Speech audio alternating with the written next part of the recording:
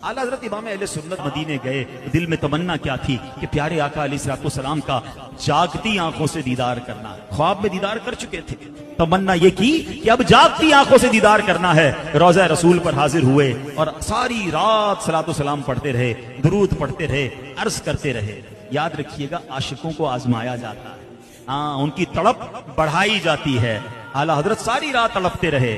जब दीदार नहीं हुआ ना, तो आला हजरत ने कलम उठाया और क्या कलाम लिखा, वो सुए लालजार फिरते हैं, तेरे दिन ए बहार फिरते हैं, हर चरागे मजार पर कुदसी कैसे परवाना वार फिरते हैं। उस गली का गदा हूं मैं जिसमें मांगते ताजदार फिरते हैं, जो तेरे दर से यार फिरते हैं, दर बदर यूं ही खार फिरते हैं। लिखते लिखते फिर मक्ते में वो आजजी की कि लिखते हैं, कोई क्यों पूछे तेरी बात रजा, तुझसे कुत्ते हजार फिरते हैं। यानी खुद इंकिसारी करके अर्ज करते हैं, हुजूर मेरी क्या औकात, मेरी क्यों सुनी जाएगी।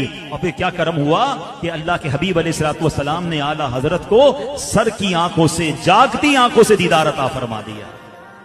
ऐसे आशिक रसूल हैं, हमें सिखा रहे हैं मोहब्बत कैसे करनी है। ये दुनिया के नजारों के पीछे भागना छोड़ दो ऐ नौजवानों, लंदन पेरिस इधर उधर के ख्वाब न देखो।